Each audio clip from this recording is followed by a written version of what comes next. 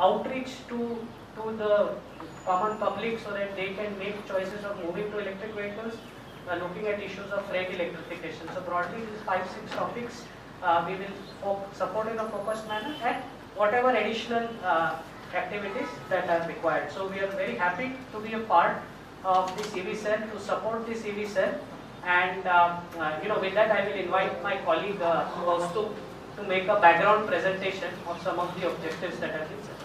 Thank you. Thank you so much, Madhav. So what we do is we'll look at the targets of what the EV policy, Maharashtra EV policy 2021 has set up. The policy states that there will be 1,500 charging stations in Mumbai by 2025. A 10% EV penetration, which means new registration sales, will be EVs. 25% of the fleet operators, which are the private buses and private cars which operate as fleets, to be electrified, as well as 25% electrification of the public transport. As we know that BEST has already gotten 400 electric buses, so we are already on track on getting our public transport electrified. So the purpose of this EV cell, as Madhav mentioned, is to accelerate the EV uptake in Mumbai. And what it will comprise of is government officials from BMC, WRI as the knowledge partner, and industry stakeholders like developers, housing federation corporations, CPOs like charge point operators, and many more. Priority action tracks for the EV cell are the planning of a rollout plan for EV charging, which will be done through enabling regulations, guidelines and processes for EV charging, creating a long-term e-bus adoption plan, which is transitioning to 100% electric buses in the near future by developing public policies and identifying financial mechanisms for procuring e-buses, identifying the key barriers for people to buy into EVs. What are the barriers for adoption of EVs, and accelerating government fleet electrification as well for using favorable financial mechanisms.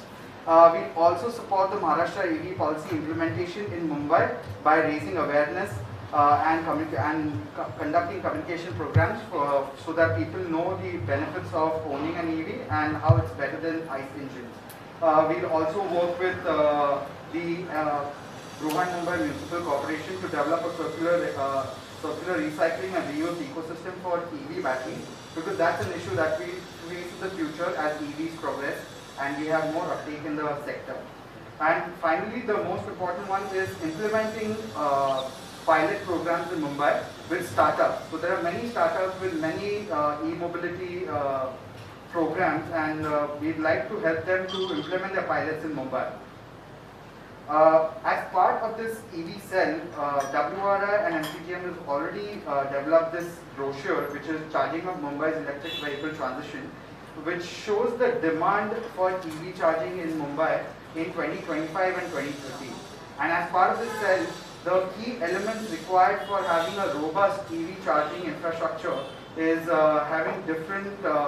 having universal charging standards, having renewable energy introduced into EV charging, a steering committee that looks wholly and solely into EV charging, a comprehensive EV charging roadmap, as well as figuring out financial mechanisms for charging infrastructure.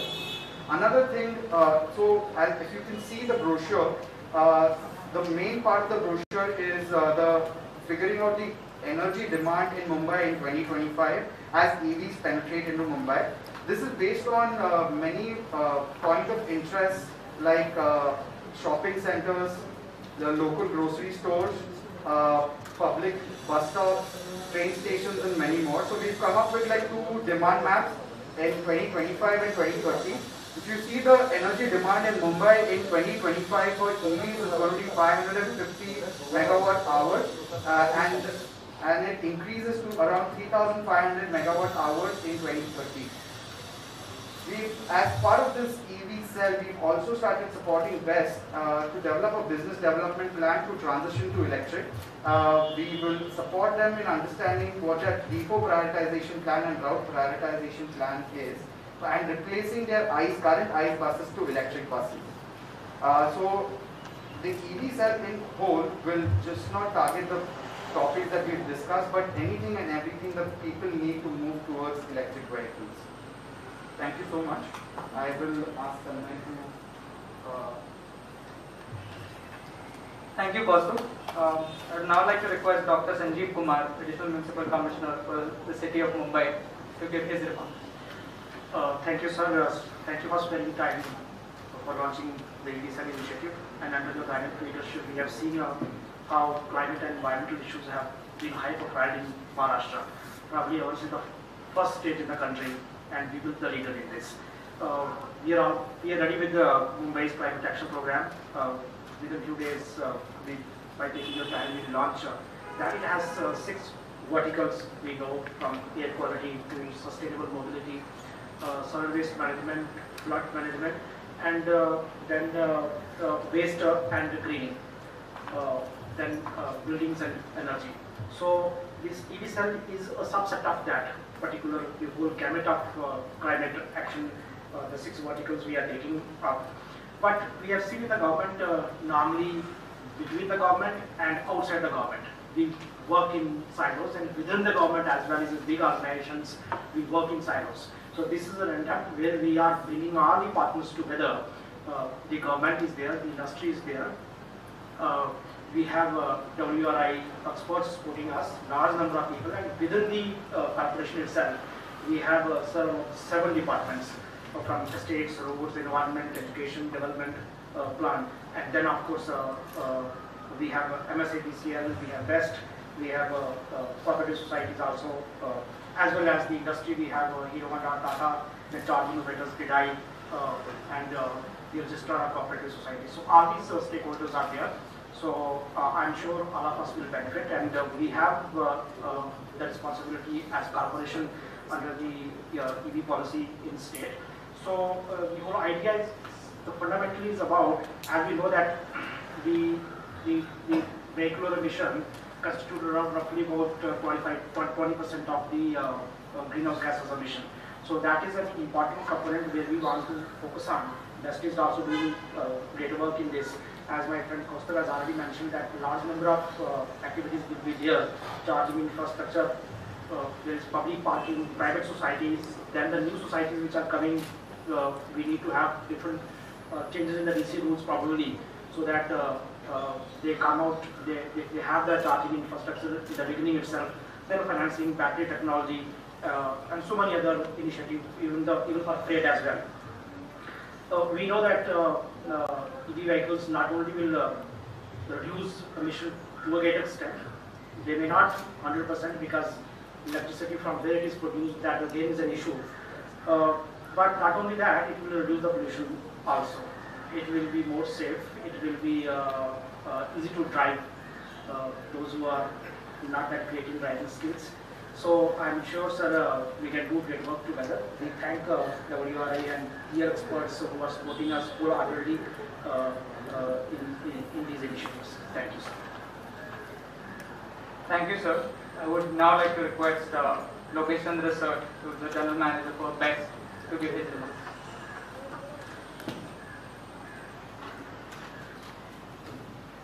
Honorable Minister for Environment, Shri Aditya Thackeray ji, Honorable Minister of State, Shri Sanjay Mansoor ji,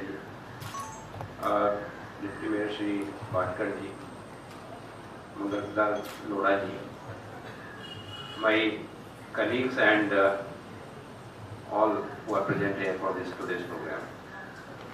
So let me congratulate Corporation for having this wonderful initiative of establishing this EV-Cell.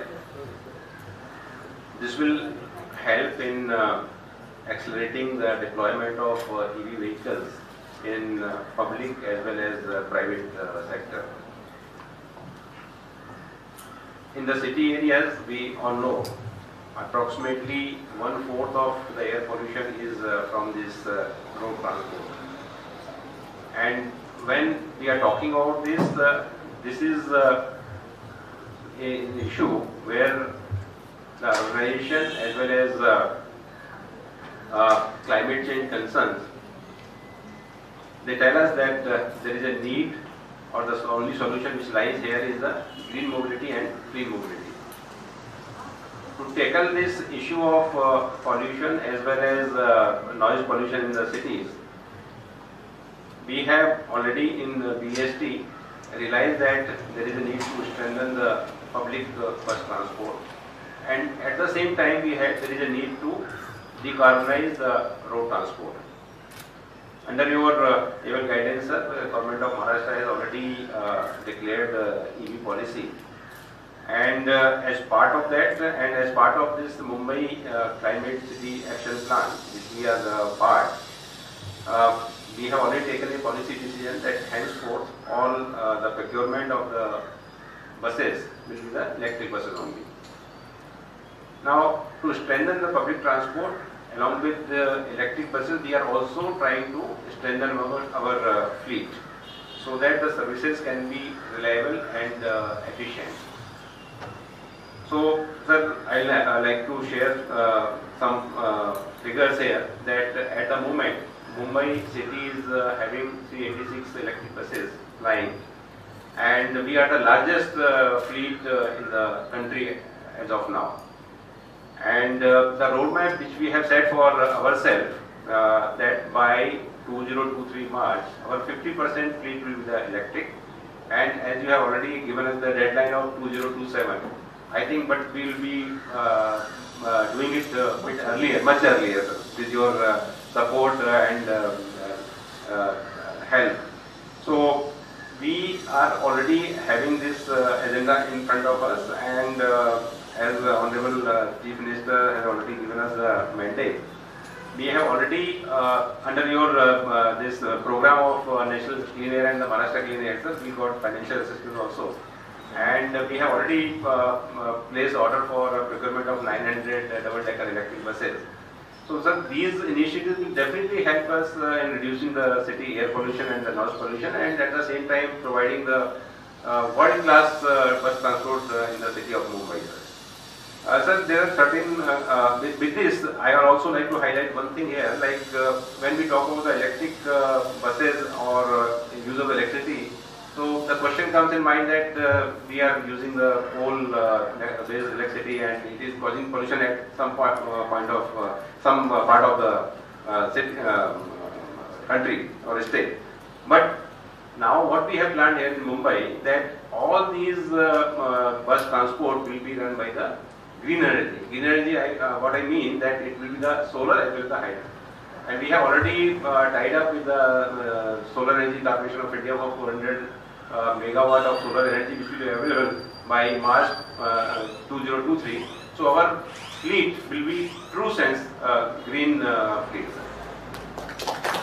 When we are talking about this new technology or deployment of the electric vehicles in the city or in the state, there are few challenges which everybody is having as of now, like the range anxiety or the battery behavior or lack of charging infrastructure, so to say, and the financial issues are also there. So in that context, I think this EV cell will play a very, very important role for coordinating the various issues and coordinating and creating a infrastructure which is required to be put in place. At the same time, universalization of charging infrastructure is also one issue, I think, which will be effectively handled by this EV cell.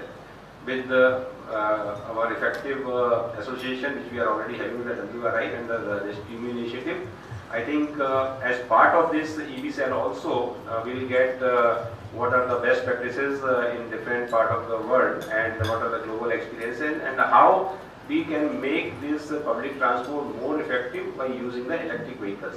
Now, these electric vehicles are not only the environment friendly vehicles, but they are also, from our point of view, are our economic or pocket friendly.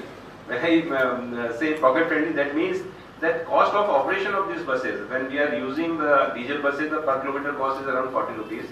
The CNG buses is 26 rupees per kilometer, our fuel charges, and when we are using the electric buses, 9 rupees per kilometer. So for all the public transport utilities, I think these electric buses are providing a great opportunity to convert these loss-making operations to sustainable and profit-making operations. So I wish a very good luck to this EV cell, and I hope that this will help us in faster acceleration of electrical vehicle deployment in the city of Mumbai as well as in the city of Maharashtra, state of Maharashtra. Thank you very much. Thank you, sir. Now, I would like to request Mr. Mangal Prabhat Thodaji to give the word.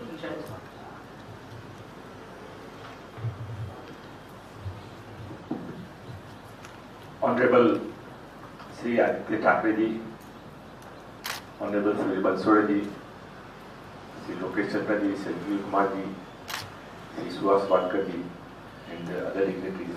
I won't speak much, but Honorable Aditya ji asked me to speak. So I was hearing you yesterday when you were talking in the TV9 infrastructure enclave, and I think there also you have touched this point that we want to encourage the environment friendly vehicle, and it was actually very well thought, and it was giving the whole future course which you have designed for the environment friendly Mumbai city. And apart from being in a different party, by heart I want to congratulate you for your leadership in the, particularly in the environment initiative. I think it is in your nature. You are a true environmentalist, and under your leadership and the commitment of the all officers present here, will be able to make the Mumbai environmental friendly city. Because I was not knowing that the electric buses cost will reduce 1/4. If that is the case, it will be a big thing to a loss-making unit will come in the profit-making, or at least we will be able to sustain it. I conclude it by again congratulating this initiative by Honorable Sri Aditya Thackeray. Thank you. Thank you, sir. Now I would like to request the Honorable Deputy Mayor for the City of Mumbai to give his remarks. सर्वांना जय महाराष्ट्र. महाराष्ट्राचे पर्यावरण, पर्यटन, राज्य शिष्टाचार मंत्री आदित्य साहेब ठाकरे, राज्यमंत्री संजय बनसोडे साहेब, स्थानिक आमदार मंगल प्रभात दोडाजी, आमचे जीएसटीचे लोकेश चंद्रजी, अतिरिक्त आयुक्त संजीव कुमारजी, सुनील गोडसे साहेब आणि सर्व उपस्थित मंडळी, सर्वांना जय महाराष्ट्र. सर्वप्रथम मला अभिमान आहे की महाराष्ट्राचे मुख्यमंत्री आमचे लाडके उद्धवसाहेब ठाकरे आणि त्यांच्या पावला पाऊल ठेवून महाराष्ट्राचे पर्यावरण, राजशिष्टाचार, पर्यटन मंत्री आदित्यसाहेब ठाकरे यांचं मुंबईवर एकदम बारीक सूक्ष्म लक्ष आहे, आणि ते आजपासून नाही तर पहिल्यापासूनच आहे. आणि त्यामुळे मुंबईमध्ये EV सेल जो आज निर्माण झाला आहे, तो मला वाटतं भारतामध्ये प्रथम महानगरपालिका असेल की ज्याच्यामध्ये EV सेल निर्माण झाला आहे. कारण पर्यावरणावर संपूर्ण जग बोलत असतो. कुठलीही दुर्घटना झाली, कुठलंही काय झालं तर दोष ग्लोबल वॉर्मिंगवर दिला जातो, परंतु तो निवारण्यासाठी प्रयत्न करणारी जर भारतातली महानगरपालिका असेल तर ती बृहन्मुंबई महानगरपालिका आहे, आणि त्याचं पूर्ण श्रेय उद्धव साहेबांना आणि आदित्य साहेबांना जात आहे. दुसरी गोष्ट की आताच आपण म्हणतोय की लोकेश चंद्रजी म्हणाले की आम्ही 386 बस इलेक्ट्रिक व्हेकल घेतले आहे. आपला प्रोजेक्ट आहे 2027 पर्यंत 1900 बस आपण करतोय, त्याच्या अगोदर आपण पूर्ण करणार आहोत.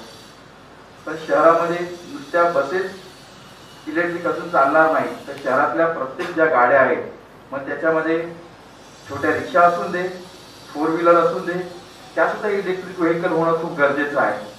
आणि इलेक्ट्रिक व्हेकलमध्ये पर्यावरण तर शुद्ध होऊन जाईल, प्रदूषण नष्ट सुद्धा होईल, आवाज पण कमी होईल. समस्या थोडीशी फक्त आहे ती चार्जिंग स्टेशनची, आणि त्यासाठी WRI आणि आपण महानगरपालिका तुमचं सुद्धा अभिनंदन की आपण पण आपल्या सहकार्याने आपण हे सगळ्या गोष्टी करतो आहोत. की आपण एक चांगल्या प्रकारचं, उदाहरणार्थ महाराष्ट्र शासनाची एक खिडकी योजना आहे की जिथे गेल्यानंतर आपले सगळे नियम आणि नियमावली जास्तीत जास्त आपण शिथिल करू शकतो.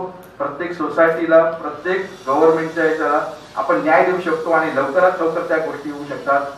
माझं मत साहेबांना एवढंच आहे की एक खिडकी योजनेसारखं आपण करू शकतो की लवकरात लवकर आपण त्या गोष्टी परमिशन देऊन आपण चालू करू शकतो. जास्त बोलत नाही. एक छोटीशी मागणी आहे की आपल्याला खरंच ह्याला जास्त प्रोत्साहन द्यायचं असेल तर आपले टोल नाके आहेत, त्या टोल नाक्यावर जर आपण ई व्हेकलला सबसिडी दिली तर मोठ्या प्रमाणावर ई व्हेकलची निर्मिती पण होईल आणि सेल पण होऊ शकतं. एवढीच माझी मागणी आहे. पुन्हा एकदा महानगरपालिका म्हणून आमचे सगळे अधिकारी आणि त्याच्यावर लक्ष असणारे उद्धव साहेबांचा आणि आदित्य साहेबांचं मी खूप मनापासून आभार व्यक्त करतो. जय हिंद, जय महाराष्ट्र. Thank you sir. मी आता आपले पर्यावरणचे राज्यमंत्री संजय बनसोडे साहेबांना विनंती करतो ते त्यांचे रिमार्क्स आहेत. मुंबई महानगरपालिकेमार्फत मुंबई EV सेलचा शुभारंभ आज त्या ठिकाणी होतोय. त्या कार्यक्रमाला उपस्थित आपल्या सर्वांचेच लाडके नेते आणि महाराष्ट्राचं भविष्य आदरणीय आदित्य उद्धव ठाकरे साहेब,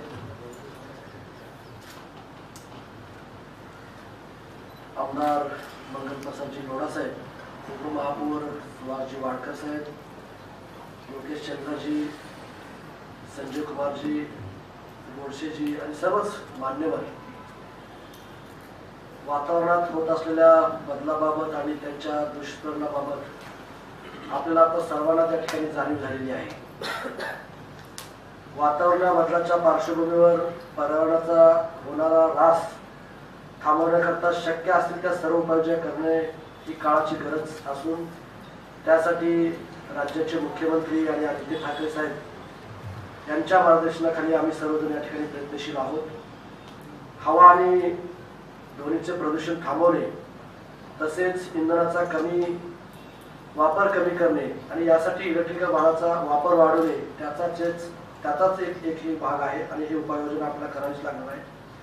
इलेक्ट्रिकल वाहनांच्या वापरास गती देण्यासह या क्षेत्राला प्रोत्साहन देण्यासाठी राज्याने मागील वर्षी माननीय आदित्य ठाकरे साहेबांच्या नेतृत्वाखाली इलेक्ट्रिकल ई धोरण जाहीर केलं होतं. या धोरणाची अंमलबजावणी करताना सुरुवातीस सार्वजनिक वाहतुकीसाठी इलेक्ट्रिकल वाहने वापरण्याचा तर यावर्षीचा सुरुवातीपासूनच शासकीय स्तरावर इलेक्ट्रिकल वाहने घेण्याचा निर्णय शासनाने घेतला असून त्याची अंमलबजावणी या ठिकाणी सुरुवात झालेली आहे. मित्रांनो, आज मुंबई महानगरपालिकेने देखील आपल्या ताफ्यामध्ये इलेक्ट्रिकल वाहने घेण्यास याआधी सुरुवात केली. रहिवाशांना ही इलेक्ट्रिकल वाहने खरेदी करता यावीत, त्यांना प्रोत्साहन मिळावे या उद्देशाने पायाभूत सुविधा निर्माण करणे खूप आवश्यक झालेलं आहे. या संदर्भात या अंतर्गत मुंबईत वाहनासाठी चार्जिंग स्टेशन उभारणे, वाहन खरेदीसाठी सुलभरित्या कर्ज सुविधा उपलब्ध करून देणे, वाहनामधील बॅटरीसाठी आधुनिक तंत्रज्ञान अंमलात आणणे, बेस्टच्या ताफ्यासह सार्वजनिक वाहतुकीमध्ये इलेक्ट्रिकल वाहनांची संख्या वाढवणे अशा विविध कामासाठी मुंबई महानगरपालिकेमार्फत इलेक्ट्रिकल वाहन कक्षाची स्थापना मला वाटते देशामध्ये पहिल्यांदा मुंबई येथे करण्यात आलेली आहे. त्याचा शुभारंभ आज त्या ठिकाणी झाला हे मला मनापासून या ठिकाणी आनंद होतोय. आज मी सांगू इच्छितो की राज्यातील इतर मोठ्या शहरांमध्ये सुद्धा इलेक्ट्रिकल वाहनाचा वापर वाढवण्यासाठी कारवाई माननीय आदित्य ठाकरे साहेबांच्या नेतृत्वाखाली सुरू झालेली आहे. भविष्यात राज्यात सर्वत्र इलेक्ट्रिकल वाहनांचा वापर वाढावा यासाठी पायाभूत सुविधा वाढवण्यावर या महाविकास आघाडी शासनाचा त्या ठिकाणी भर आहे. त्या दृष्टीने उपाययोजनाही करण्यात येत आहे. मला खात्री आहे की राज्यात लवकरच मोठ्या संख्येने इलेक्ट्रिकल वाहने रस्त्यावर त्या ठिकाणी धावू लागतील आणि वाहनाद्वारे होणारे प्रदूषण रोखण्यात माननीय आदित्य ठाकरे साहेबांच्या नेतृत्वाखाली हे महाराष्ट्राचं आघाडीचं सरकार देशामध्ये आघाडीचं राज्य असो असं मला या ठिकाणी वाटतं. आदरणीय लोढा साहेबांनी खूप चांगलं त्या ठिकाणी वक्तव्य केलं की आम्ही जरी कुण्या वेगवेगळ्या पक्षाचे असलो तरी प्रदूषण हा देश मुक्त करण्यासाठी आम्ही सगळेजण एकत्रित आहोत असंही त्या ठिकाणी बोललं. त्याबद्दल मी त्यांचेही मनापासून या ठिकाणी आभार व्यक्त करतो आणि ह्या मुंबई EV सेल शुभारंभ प्रसंगी मी यांना शुभेच्छा देतो. इथे थांबतो. धन्यवाद. जय हिंद, जय महाराष्ट्र. धन्यवाद sir. I would now like to request the Honorable Minister for Environment, Aditya Thackeray, to give his remarks. धन्यवाद. इथे उपस्थित असलेले आमचे सहकारी मंत्री संजय बनसोडेजी, महापौर वाडकरजी, युवराजी, चेंबूरकरजी, लोकेशंदरजी, संजीव कुमारजी, माधवकरजी आणि सगळेच उपस्थित माध्यम. आज खरोखर हा एक आनंदाचा क्षण आहे, कारण EV पॉलिसी मला वाटतं आपण देशभरात सतत वेगळ्या वेगळ्या राज्यांकडून ऐकत असतो, देशात ऐकत असतो, केंद्रीय स्तरावर असेल, मग आपण राज्यस्तरावर ऐकतो आणि ऑफकोर्स वेगळ्या वेगळ्या शहरांची EV पॉलिसी त्याच्याबद्दल आपण वाचत असतो, ऐकत असतो. गेले 3-4 वर्ष आपण बघत आहोत की EVs हे जगभरात त्याला खूप एक प्रॉमिनन्स मिळालेला आहे, इलेक्ट्रिक मोबिलिटीला जगभरात प्रॉमिनन्स मिळालेला आहे. आणि मग आपण वेगळ्या वेगळ्या कंपनीजबद्दल ऐकत असतो, त्यांचं काय कसं असतं. कुठच्या देशात असं नॉर्वे असेल, स्वीडन असेल, UK असेल, काही काही देशांनी असं देखील ठरवलेलं आहे की 2035 नंतर त्यांनी ऑन रोड डिझेल आणि पेट्रोलच्या व्हेकल्स बंदच करतात. पण हे जरी असलं तरी मला आठवतं की आपल्या देशात साधारण 2015-16 पासून ह्याची चर्चा थोडी वेगाने वाढायला लागली. 2012 मध्ये मला आठवतं जेव्हा मी लंडनला एक इलेक्ट्रिक बस बघितलेली, डबल डेकर छान लाल बस पण इलेक्ट्रिक होती. मला आश्चर्य आणि हैराणी ह्याच गोष्टीची झाली की बस जी इलेक्ट्रिक आहे तिचं ना प्रदूषण आहे ना आवाज आहे. म्हणजे मी एक्झॉस्ट शोधत होतो की नक्की एक्झॉस्ट कुठून. नंतर त्या बसवर चढल्यानंतर मी बघत होतो याचा आवाज नाहीच आहे, म्हणजे बस सुरू आहे की बंद आहे हे कोणाला माहिती नव्हतं. आणि तेव्हा मी ठरवलं की जर अशी बस इतर शहरांमध्ये असेल तर मग आपल्या देशात का नाही, आपल्या राज्यात का नाही, आपल्या शहरात का नाही. आणि तेव्हा शैलेश आमचे स्टँडिंग कमिटीचे अध्यक्ष होते, तेव्हा मी त्यांच्याशी बोलून आपण 2015-16च्या आसपास पहिल्या 8 की 10 बसेस आपण आपल्या फ्लीटमध्ये आणल्या. त्याच्यानंतर आपण जी काही गती घेतलेली आहे 386 बसेस आपल्या BSTच्या फ्लीटमध्ये आहेत. आणि या देखील बसेस वेगळ्या वेगळ्या कंपनीच्या असून लाल बस आपली रंग तोच राहिलेला आहे. आणि तसंच जर आपण बघितलं खास करून आपल्या या दक्षिण मुंबईच्या भागात काही उपनगरात देखील आहेत की ज्या बसेस ज्याला असं तो एक ग्रीन इलेक्ट्रिकचा मार्ग आहे, बाजूला उभं राहिल्यानंतर आपल्याला नुसतं ACचा आवाज येतो, म्हणजे बसचा पण आवाज नाही आणि प्रदूषण तर कुठेच नाही. आणि नागरिकांसाठी सतत हे काही ना काहीतरी चांगलं करत राहणं मला वाटतं आमच्या सगळ्या राजकीय पक्षांचा एक हेतू असतोच आणि तो असायलाच पाहिजे. पण हे होत असताना केंद्राची EV पॉलिसी आली 2016 मध्ये, एक राज्याची EV पॉलिसी आली 2016 की 18 मध्ये, आणि तीच EV पॉलिसी पुढे असताना आपण ह्या वर्षी म्हणजे 2021 मागच्या वर्षी आता आपण राज्याची थोडी सुधारित EV पॉलिसी आणली. सुधारित ह्या कारणासाठी चांगली की पहिलं जो EV पॉलिसी होती, मग फेम 1 फेम 2 केंद्राची असेल किंवा आपली राज्याची असेल, ती EV बसेस असतील, EV गाड्या असतील, प्रोडक्शन त्याचं कसं वाढेल ह्याच्यावर थोडं आधारित होतं, फोकस्ड होतं. पण त्याचं अडॅप्शन कसं लोकांकडून वाढेल ह्याच्यात थोडी कमतरता होती, ती आपण कमतरता भरून काढली आणि इंडस्ट्रीकडून ती पॉलिसी आपण आपल्या एन्व्हायरमेंट खात्याकडे घेतली. अर्थात हे करत असताना त्याच्यात आपण UD, RDD, energy department, transport department, industry department यांना सगळ्यांना सोबत घेऊन पॉलिसी बनवली. WRI असेल, मग रॉकी माउंटेन इन्स्टिट्यूट, ह्या सगळ्या संस्थांना आपण सोबत घेऊन बनवली. आणि अशी 360 डिग्री पॉलिसी आल्यानंतर जे आकडे आहेत इथे पण दिलेले आहेत, म्हणजे 2019-20 मध्ये महाराष्ट्रात रजिस्ट्रेशन 7400 EV गाड्यांचं होतं. त्याच्यानंतर 2020-21 मध्ये 9416 गाड्यांचं होतं. आणि नंतर पॉलिसी आल्यानंतर 24,215 गाड्यांचं रजिस्ट्रेशन, म्हणजे 157% जंप आपण घेतलेली आहे. आणि ही एक अभिमानाची गोष्ट संपूर्ण महाराष्ट्रासाठी. आणि एवढ्यासाठीच अभिमानाची गोष्ट आहे कारण अर्थात जेव्हा EV पॉलिसी असतात, प्रोडक्शनसाठी असेल, आपण ही पॉलिसी डिमांड टू सप्लाय सगळ्यांसाठी बनवली. म्हणजे तुम्ही OEM असाल, तुम्ही ॲक्सिलरी पार्ट्स बनवणारे असाल, बॅटरी मॅन्युफॅक्चर असाल किंवा वापरणारे असाल. त्याच्यात महत्त्वाची गोष्ट ही आहे की प्रत्येक वर्षी एक रिव्ह्यू मीटिंग होत असते. मुख्यमंत्री महोदयांबरोबर, उपमुख्यमंत्री महोदयांबरोबर आम्ही सगळी खाती असतो आणि नीती आयोगाचे लोक येतात, चेअरमन, व्हाईस चेअरमन सगळेच येतात. आणि ते जेव्हा येतात तेव्हा आपण सस्टेनेबल डेव्हलपमेंट गोल्स 2030 ह्याच्यावर चर्चा करत असतो की त्या गोल्समध्ये शाश्वत विकासाची जी ध्येय आहे त्याच्यात प्रत्येक राज्यांचं परफॉर्मन्स कसं आहे. मी अभिमानाने सांगू शकतो, खरं मी तेव्हा नव्हतो तिथे, मला बोलवून घेतलं गेलं. आणि हे होत असताना राजीव कुमार साहेब जे व्हाईस चेअरमन आहेत नीती आयोगाचे, मी आल्यानंतर त्यांनी ती बैठक थांबवली आणि त्यांनी मुख्यमंत्री महोदयांनी सांगितलं की तुमची ह्यावेळेची जी EV पॉलिसी आहे कदाचित देशातली सगळ्यात चांगली आणि सगळ्यात डायनामिक खूप अभिमानाची गोष्ट आपल्यासाठी महाराष्ट्र राज्य म्हणून. आणि हे होत असताना सायमल्टेनियसली आपण COP26 साठी तयारी करत होतो. COP26ला देखील आपल्याला रिजनल इन्स्पायरिंग लिडरशिपचे जे अवॉर्ड मिळालेले आहे ते देखील ह्याच काही पॉलिसीजमुळे असेल. म्हणजे आपण रेस टू झिरो मध्ये कदाचित एकमेव जगातलं राज्य असो त्याच्यात 43 अमृत शहरं आपण त्याच्यात COP26 मध्ये रेस टू झिरोला दिलेले. आता नक्की त्याचा स्कोप काय, 43 शहरांमध्ये 6.5 ते 7 कोटी जनता राहते. म्हणजे जर तुम्ही त्याचं एक स्केल बघितलं तर फ्रान्स किंवा जर्मनी एवढी जनता आपल्या ह्या 43 शहरांमध्ये महाराष्ट्राच्या राहते. आणि मग ह्या शहरांना थोडी आपण एक दिशा चांगली देणं, त्यांना काय मार्ग त्यांनी घेतला पाहिजे. कारण ही जी शहरं आहेत जर आपण बघितलं तर म्हणायला ती शहरं आहेत, पण त्या शहरांमध्ये सॉलिड वेस्ट मॅनेजमेंट असेल, सिवेज ट्रीटमेंट प्लांट्स असेल, ग्रे वॉटर डिस्चार्ज असेल, इतर काही गोष्टी ज्या पर्यावरणपूरक असायला पाहिजेत, फुटपाथ असायला पाहिजेत, लास्ट माईल कनेक्टिव्हिटी असायला पाहिजे, पब्लिक ट्रान्सपोर्ट असायला पाहिजे. तेव्हा आपण 2-3 शहरांमध्ये गेलो. संधी आता ह्या जागेला आहे की एकदा ही शहरं चांगली सुधारित शहरं होऊ शकतात किंवा मग एकदमच खराब शहरं होऊ शकतात. आणि त्याचं कारण हेच आहे की त्यांना आता प्लॅनिंगची गरज आहे. त्याचं इन्फ्रास्ट्रक्चर सस्टेनेबिलिटीवर डेव्हलप करणं गरजेचं आहे.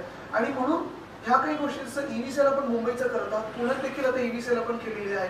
रेस टू झिरो मध्ये 43 शहरं आहेत. ह्या शहरांना चांगला मार्ग, पर्यावरणपूरक मार्ग पुढे नेण्यासाठी आत्तापासून तयार करणं गरजेचं आहे. मला आठवतं जेव्हा आम्ही 2015-16 मध्ये ह्या बसेस घेत होतो, पहिले 6 ते 8 बसेस जेव्हा आल्या, तेव्हा एक मला ऍड आठवते की एका 2 व्हीलर कंपनीची ऍड होती. आपल्याकडूनच जशी आपली एक सवय, कुठची गाडी घेताना आपण बघतो की नक्की रेंज किती देते, मायलेज किती देते. तर त्या 2 व्हीलर कंपनीची ऍड आपल्या मला वाटतं हिरो किंवा बजाजचीच असेल. एक इथूनच आपल्या व्यक्ती देशातली जाते नासाला आणि नासाच्या म्युझियम मध्ये फिरत असते. त्या म्युझियम मध्ये फिरत असताना सगळे चंद्रावरचं दगड बघतात, हे बघतात, ते बघतात, मग स्पेस शटल समोर येतात. आणि मग स्पेस शटल किती स्पीडनी जातं, कुठे कुठे जाऊन आलंय, चंद्रापर्यंत जाऊन आलं वगैरे, हे सगळं झाल्यानंतर ते व्यक्ती नासाची विचारते, अजून तुम्हाला काही प्रश्न आहेत का? आणि जो आपला मूलभूत प्रश्न असतो आपल्या देशातला कुठची गाडी किंवा 2 व्हीलर घेताना की मायलेज काय देते, तर तो विचारतो की रॉकेट मायलेज काय देते. तसंच त्यावेळी आम्हाला तीच भीती होती की मायलेज काय देते. त्यावेळी मला आठवतं 8 तासाचं चार्जिंग होतं, मग फास्ट चार्जिंग पण 6 तासाचं होतं. 250 ते 300 किलोमीटर चालायची ती बस. आता जे मायलेज देते मला वाटतं 15 मिनिटाच्या ते 30 मिनिटाच्या चार्जिंग मध्ये साधारण तुम्ही 600 किलोमीटर जाऊ शकता, काही की 300 किलोमीटर जातात.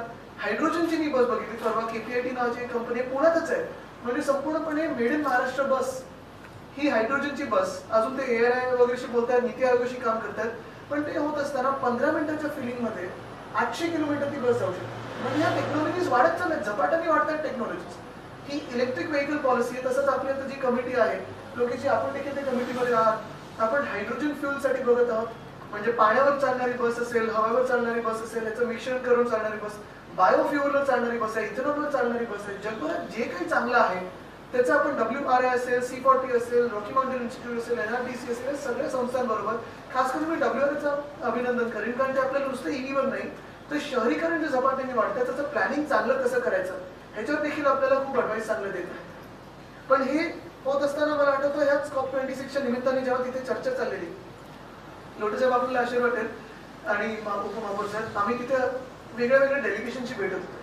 आणि असंच एका UK मधल्या शहरांच्या एका महापौराशी आम्ही भेटत असताना त्यांचं आमचं चर्चा चाललेली. डेलिगेशन होतं, बायलॅटरल डेलिगेशन होतं. त्यांचं नाव नाही घेणार कारण कदाचित पुढच्या 5 ते 7 वर्षात दुसऱ्या पक्षातून ते PM कॅन्डिडेट होऊ शकतात, म्हणून त्यांना अडचणीत आणायचं. पण हे होत असताना त्या शहरातून मला त्यांची चर्चा चाललेली आणि त्यांनी एवढं आश्चर्य वाटलं आपल्याकडे की BSTचा फ्लीट ऐकून 3,000-3,500 बसेस मला वाटतं आपल्याकडे आहेत आणि 10,000 बसेस पर्यंत आपण पोहोचणार. पण हे होत असताना त्यांनी विचारलं तुमचे फेअर्स काय आहेत नक्की. तर मी बोललो तुमचे काय. तर आमचे पर किलोमीटर कदाचित 5 पाऊंड 10 पाऊंड असे असतात, म्हणजे 500 रुपये आणि 1000 रुपयेपर्यंत पर किलोमीटर जातं. सगळं प्रायव्हेटाईज आहे.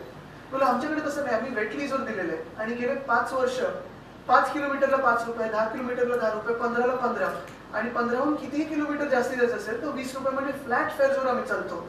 आणि तरी देखील आता आम्ही इलेक्ट्रिक बससाठी चाललेलो, तर ते थक्क झाले ऐकून.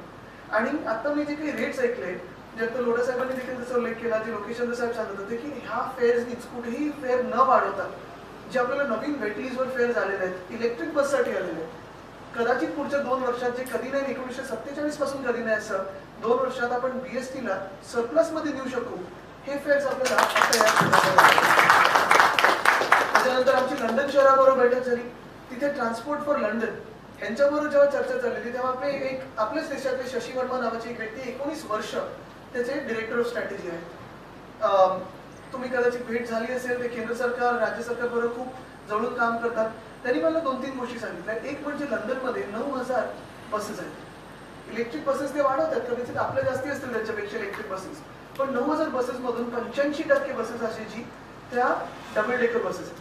आणि त्यांच्याकडे ऑफकोर्स ट्रान्सपोर्ट फॉर लंडन मध्ये ते लंडन कॅब म्हणजे लंडनची टॅक्सी, लंडनची अंडरग्राउंड मेट्रो, ट्रंक रूट्स, सगळे रेल्वेज, आणि बसेस चालवतात, पण त्यांनी मला हेच सांगितलं की आता तुम्ही जास्तीत जास्त फोकस आता बसेसवर करा.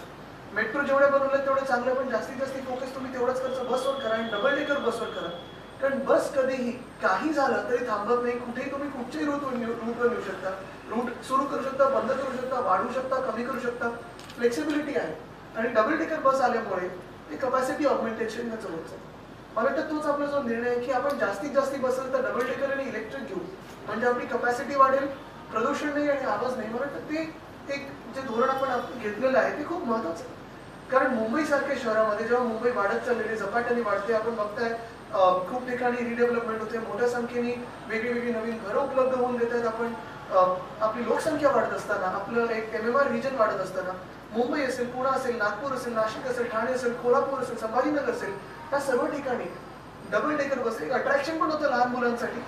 काही लोकांची आठवण म्हणजे लोकेशनची आपल्याला ऐकून आश्चर्य वाटतं. जेव्हा मी ट्वीट केलं आपल्या डबल डेकर बसबद्दल, मला किती लोकांनी मेसेज केलेले आहेत across party lines, across borders, म्हणजे कोणी आता बाहेर राहायला गेलेलं आहे, बाहेर दुसऱ्या देशात राहायला गेले, की त्यांची आठवण त्यांच्या वडिलांबरोबर असेल, आजोबांबरोबर असेल, आजीबरोबर असेल, कधी ना कधीतरी ते त्या डबल डेकर बसवर समोर बसलेले आहेत आणि एक फेरी घेतली. ती आठवण आपण पुन्हा एकदा या मुंबईत पुढे आणत आहोत. आणि म्हणून हे सगळं होत असताना मला वाटतं आजचं हे पाऊल EV सेलचं खूप महत्वाचं आहे. आपण बघत असाल जसं उपमहापौर महोदयांनी इथे नमूद केलं की जेव्हा आपण आता मी जर BMCचाच उल्लेख केला, गेले 5-6 वर्ष जेव्हा जेव्हा फ्लॅश फ्लड आले, आपण देशभरात बघा, उत्तराखंड असेल, केरळ असेल, मुंबई असेल, पुणे असेल, लंडनमध्ये देखील आपल्या पाऊस पडण्याचे दिवस कमी झालेले आहेत, पण पाऊस पडण्याची जी काही क्षमता ही होती, गती होती, ती वाढली. म्हणजे जो पाऊस साधारण 50 ते 70 मिलीमीटर पर आवर पडायचा, तो 250 ते 300 मिलीमीटर पर आवर पडायला लागेल. असं जर पाऊस पडला तर कुठचंही शहर कोलमडेल. जर्मनीमध्ये झालं, ऑस्ट्रेलियामध्ये झालं, लंडनमध्ये देखील यावर्षी फ्लॅश फ्लड झाले आहे. आपल्याकडून जे काय आपण करू शकतो, स्टॉर्म वॉटर ड्रेन्स असतील, पंपिंग स्टेशन असेल, आपल्या स्टॉर्म वॉटर ड्रेनची क्षमता 50 millimetre per hour 70 millimetre per hour तेवढं करू शकतो. पण त्याच्या पुढे किती करायचं हा एक प्रश्न पडतो. आणि हे होत असताना ग्लोबल वॉर्मिंगवर असेल, क्लायमेट चेंजवर असेल, आपण सगळ्यांनी एकत्र येऊन काम करणं गरजेचं आहे. मला वाटतं ती खूप महत्त्वाची गोष्ट राहिली. COP26ला प्रधानमंत्री महोदयांनी 2070 हे आपल्या कार्बन न्यूट्रॅलिटीचं एक तारीख ठरवून दिली. पण ते जेव्हा ठरवतात तेव्हा देश समोर ठेवून ठरवतात. म्हणजे काही राज्य कदाचित 2070 पर्यंत काम करू शकतात, काही तेवढं परवडणार नाही. पण महाराष्ट्र म्हणून, महाराष्ट्र असेल, इतर काही राज्य आहेत जी प्रगत राज्य आहेत, तमिळनाडू आहे, तेलंगणा आहे, कर्नाटक आहे, ह्या प्रगत राज्याने जिथे शक्य असेल तिथे कदाचित लवकर ते जे काही 2070चं गोल आहे, जेवढं लवकर आपण त्याला तिथे पोहोचू शकतो. मला वाटतं ते आपलं कर्तव्य आहे की आपण तेवढी मदत केंद्र असेल, देशाला असेल, जगाला असेल करणं गरजेचं आहे. कारण हे कोणी आपण दुसरं एकमेकांवर उपकार करत नाही आहोत. ही जे काही आता वातावरणीय बदल आपण बघत आहोत, आपल्या शेतांमध्ये असेल, आपल्या शहरांमध्ये असेल, अवकाळी पाऊस असेल, गारपीट असेल, कधी थंडी असेल, आता पण थंडी आपल्याला संध्याकाळी जाणवते, दुपारी उष्णता वाढलेली, हीट वेव्स असतील, हे सगळे जे इरॅटिक वेदर चाललेलं आहे. आता सगळे जिथे राजकीय पक्ष आहेत त्यांना आठवत असेल 2011 ते साधारण 16 पर्यंत जिथे जिथे आम्ही दुष्काळी भागात जायचो मदतीला, तिथे आता पूर येत आहेत आणि तिथे आम्ही पुराची मदत करायचो. म्हणजे जे काही वातावरण होतं, जे काही पूर्ण पर्यावरण होतं ते बदलत चाललेलं आहे. संजयजी, आपण देखील बघत असाल, आपण फिरत असताना जिथे जिथे आपण शेतकऱ्यांशी भेटतो किंवा शहरांमध्ये जातो, दुष्काळीचे भाग आता पुराचे भाग झालेत, अवकाळी पाऊस यायला लागलेला आहे, गारपीट व्हायला लागली आहे. आणि ह्याच्यासाठी ही EV सेल मला वाटतं खूप महत्त्वाचं. कारण जर आपल्याला कार्बन न्यूट्रॅलिटीच्या दिशेने पोहोचायचं असेल, त्या दृष्टिकोनातून काम करायचं असेल, संजीव कुमारजी आपल्याकडे आपण जेव्हा ग्रीन हाऊस गॅस इन्व्हेंटरी केली, आपण जर बघितलं 43 शहरांमध्ये रेस टू झिरो साठी देखील आपण ग्रीन हाऊस गॅस इन्व्हेंटरी करत आहोत. 2 मोठे कॉन्ट्रीब्युटर्स आहेत. एक आहे ऑफकोर्स ट्रान्सपोर्ट आणि दुसरं आहे एनर्जी. एनर्जीमध्ये अर्थात कोल फेज डाऊन साठी आपल्या देशाने सांगितलेले, भूपेंद्र यादव साहेबांनी देखील तिथे COP26 सांगितलं, मध्ये आपली चर्चा झाली, ते देखील त्यांनी कौतुक केलं की महाराष्ट्र ज्या दिशेने काम करत आहे, EV अडॉप्शन मध्ये असेल, एनर्जी असेल, खूप मोठी गोष्ट आहे. पण जिथे जिथे थर्मल प्लांट्स आहेत, आता मी नांदगावला गेलेलो, रामटेकच्या जवळ आहे, नागपूरच्या जवळ आहे, अक्षरशः 700 ते 800 एकर नुसतं राख राख राख, सगळीकडे राख ती फ्लॅशची पडलेली होती. त्यांना डिरेक्टिव्ह दिल्यानंतर ती 100% फ्लॅश युटिलायझेशन सुरू झालं. ते विटांमध्ये वापरणार, रस्त्यांमध्ये वापरणार, ते कदाचित 10 वर्षापूर्वी व्हायला पाहिजे होतं, ते आता होतं. 30% राख त्यांनी उचलली. पण हे सगळं होत असताना एनर्जी डिपार्टमेंटमध्ये आपण बघतोय की मोठ्या संख्येने प्रायव्हेट प्लेयर्स येतात. रिलायन्स असेल, अडानी एनर्जी असेल, टाटा असेल, हे सगळे आल्यानंतर हायड्रोजन असेल, रिन्युएबल एनर्जी असेल. माझं तरी मत आहे की जसं कम्युनिकेशन आपल्याकडे देशात एकदम कमी खर्चात आपण कोणीही 1 रुपयात करू शकतो, तशी एनर्जी देखील खूप कमी आणि स्वस्त याच्या दरात आपल्याला मिळणार. ती एक बाजू आपण सांभाळत आहोत, त्याच्यावर आपण खूप काम करत आहोत. पण ट्रान्सपोर्ट हे मोठं लो हँगिंग फ्रूट आहे आणि ट्रान्सपोर्टमध्ये देखील पब्लिक ट्रान्सपोर्ट हे खूपच लो हँगिंग फ्रूट आहे. त्याला जर आपण चांगला फंड देऊन असेल, आता आपली ईव्ही पॉलिसी असेल, एनकॅप जे केंद्राकडून फायनान्शियल असिस्टन्स येतो प्रत्येक वर्षी तो असेल, पब्लिक प्रायव्हेट ट्रान्सपोर्ट पार्टनरशिप असेल, जर आपण आपला पब्लिक ट्रान्सपोर्टचा फ्लीट जसं मी सांगितलं 100% आपण 2027 कदाचित 25 पर्यंत इलेक्ट्रिक किंवा हायड्रोजन किंवा अजून काही करू शकतो. तसंच प्रायव्हेटसाठी देखील थोडे आपलं प्रोत्साहन देणं गरजेचं आहे. त्याच्यात एकतर अवेअरनेस आहे, रेंज अँझायटी जसं मी बोललो, मायलेज कितना देते आहे आणि चार्जिंग स्टेशन. त्याच्यासाठी आज हे खूप महत्त्वाचं पाऊल ठरत आहे. मुंबई जे घेत आहे कदाचित रेव्होल्युशनरी क्रांतिकारी पाऊल ठरेल की ईव्ही सेल मुंबई म्हणून आपण करत आहोत. देशाला आपण एक मार्ग दाखवू की ईव्ही सेलचं प्रत्येक शहराने केली, प्रत्येक जिल्ह्याने केली, तर तिकडे तिकडे जे काही रिअल इस्टेटचे लोक असतील, जे काही आपले गव्हर्नमेंटचे लोक असतील, कमर्शियल किंवा कॉर्पोरेट ऑफिसेस असतील, तिथे आपल्याला चार्जिंग स्टेशन देणं हे आपण अनिवार्य करतो. पण तिथून लोकांची डिमांड पण येते. काही तर मी रिअल इस्टेट मधले बघतोय, त्यांनी स्वतःहून त्यांच्या होर्डिंगवर सांगितलं की आमच्याकडे प्लग पॉईंट्स एवढे आहेत, अमुक हे करतोय, तमुक करतोय. तसंच मला वाटतं की एक मोहीम न राहता जर सवय झाली आपली, आता जसं इथून कदाचित खूप वेळा मी आजूबाजूला चालत जात असतो, तसंच ईव्ही वापरणं, ईव्ही अडॉप्शन ही खूप मोठ्या संख्येने. पुन्हा एकदा मी आपल्या सर्वांना शुभेच्छा देतो. हे काम आपण झपाट्याने करणं पाहिजे, कारण आपल्याला असं मी नेहमी सांगत असतो, आपल्या हातात वेळ नाही. क्लायमेट चेंज जे इथे आलेले, मिटिगेशन असेल, अडॅप्शन असेल, रेझिलियन्स असेल, ते आत्तापासून सुरुवात करणं गरजेचं आहे. त्याच्यासाठी आपण एकत्र सगळ्यांनी येऊन काम करूया. शासनात असेल, प्रशासनात असेल, राजकीय वातावरणात असेल किंवा NGOs, think tanks, global foundation बरोबर काम करणं, प्रत्येक नागरिकाला ईव्ही ही परवडणारी झाली पाहिजे आणि आपली वाटली पाहिजे, याच्यासाठी आपण काम करू. धन्यवाद. जय हिंद, जय Maharashtra. Thank you, sir. I would now like to request WRI India and BMC to officially launch the EV cell by signing the letter of intent.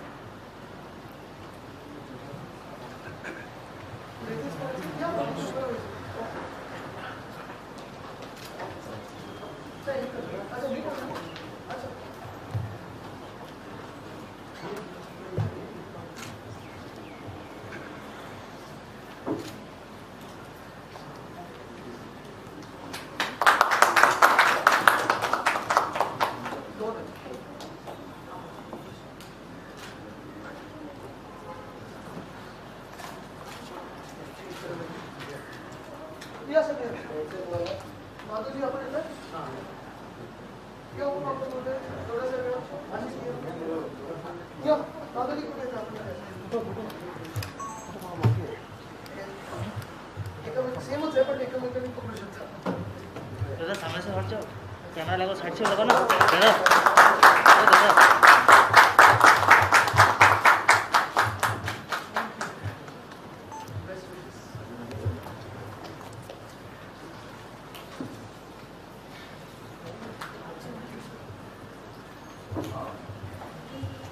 Thank you, sir.